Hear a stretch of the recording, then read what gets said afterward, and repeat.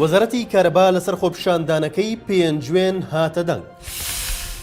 هۆشیار زێباری ڕایدەگەێنێت بڕیارەکەی دادگای فیدراڵی سیاسیە و دەزانین کێ لە پشتیەوەیەتی.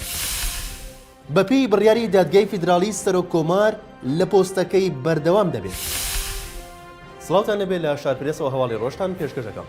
وەزارەتی کارەبای حکوومەتی هەرێمی کوردستان لەسەر خۆپیشاندانەکەی پێنجوێن هاتە دەنگ و دەڵێت ئەو خۆپیشاندانە مەرامێکی لە پشتەوەیە. لە ڕوونکردنەوەیدا وەزارەتی کارەبا دەڵێت هەمووان دەزانن کە لە پێنجوێن بەهۆی بەفر و سەرمای سەختی ناوچەکە کاتەکانی پێدانی کارەبا لە هەموو ناوچەکانی دیکەی هەرێم زیاتر بووە.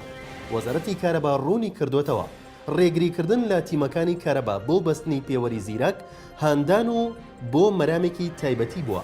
هیچ پەیوەندیەکی بە پرۆژەی پێوەری زیرەکەوە نەبووە.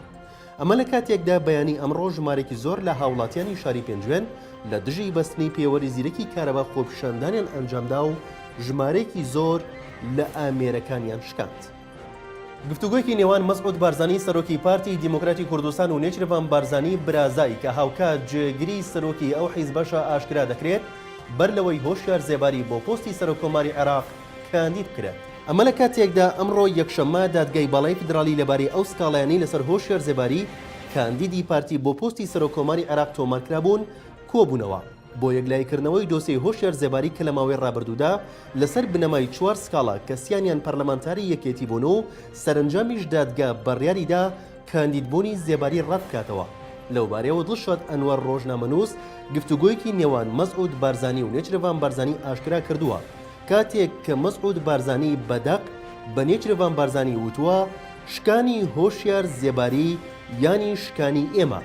ئەمەش لە کاتێکدا وتراوە کە نێچرڤان هەوڵی داوە مامی ڕازی بکات بۆ ئەوەی هۆشیار زێباری کاندید نەکات. ئەو ڕۆژنامەنووسە وتوێتی زۆر بەچڕی تا شەو ئیش بۆ تێپەڕاندنی زێباری دەکرا بەڵام هەوڵەکان سەری نەگرت و لە کۆبوونەوەی ڕابردووی نێوانیاندا مەسعود بارزانی بەڕوونی بە بابڵ تاڵەبانیشی وتووە پۆستی سەرۆک کۆمارم بۆ هۆشیار زێباریە. سەرچاوەکەی باڵای یەکێتیش کە داوای کردناوی ئاشکرا نەکرێت ئەوەی بۆ شارپرێز ئاشکرا کرد. لەو کۆبوونەوەی بارزانی و تاڵەبانیدا تاڵەبانی جەختی کردوێتەوە. یەکێتیش تاکە کاندیدی تەنها و تەنها دکتۆر بەرهەم ساڵح دەبێت و هیچ کەسێکی دیکە بۆ ئەو پۆستە کاندید ناکەن.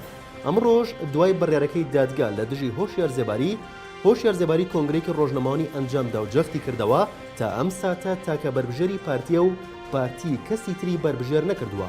دواتر سیڤی من لە بەفری سەر چیای حەسارۆست پاکترا. هۆشیار زێباری وتیشی کاندیدی مەسعود بارزانی بووم ئەمەش بۆ من هەموو شتێکە.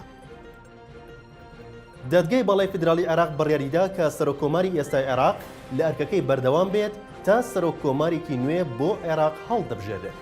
ئەمڕۆ یەکشەممە دادگای فیدراڵی عێراق بڕیاریدا کە سەرۆکۆماری ئێستا دەتوانێت ممارەسەی دەسەڵاتەکانی خۆی بکات تا هەڵبژاردننی سەرۆکۆمارێکی نوێ. ئەمە لە کاتێکدا هەفتەی ڕابردوو بەرهەم ساڵح سەرۆکۆماری عێراق داوای لە دادگای فیدراڵی کرد کە تەفسیری 2 مادەی دەستوری بۆ بکات سەبارەت بە بەردەوامی ئەرکەکەی و بەکارهێنانی دەسەڵاتەکانی. یەکێتی نیشتیمانی کوردستان بە گومانە لە مانەوەی ڕاکان جبوری لە پۆستی پارێزگاری کەرکووک و پێی وایە پارتی دیموکراتی کوردستان لە پشت ئەم ئەرکەوەیە.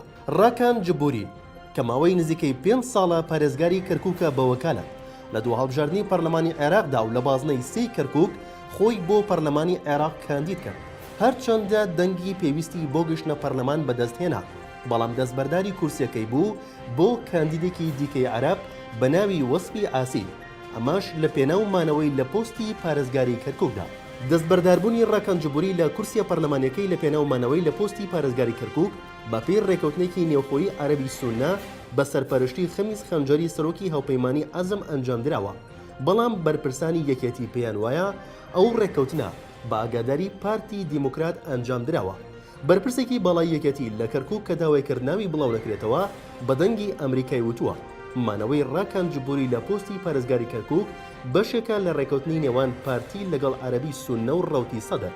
لە بەرامبەردا ئەدنان کەرکووکی وتەبێژی ئەنجومەنی سەکردایەتی کەرکووک گەرمیانی پارتی دەڵێت ئەو قسەیە ئەسڵی نییە. یەکێتی کاتی خۆی ڕێکەوتنی کردووە تا کاتی هەڵبژاردننی ئەنجومەنی پارێزگاکان ڕاکان جبوری لە پۆستەکەیدا بمێنێتەوە. ئێمەش هیچ ڕێکەوتنێکمان نییە. لە شارپرێسەوە هەواڵی ڕۆژتان پێشکەشکەرە شاد و بەختەوە.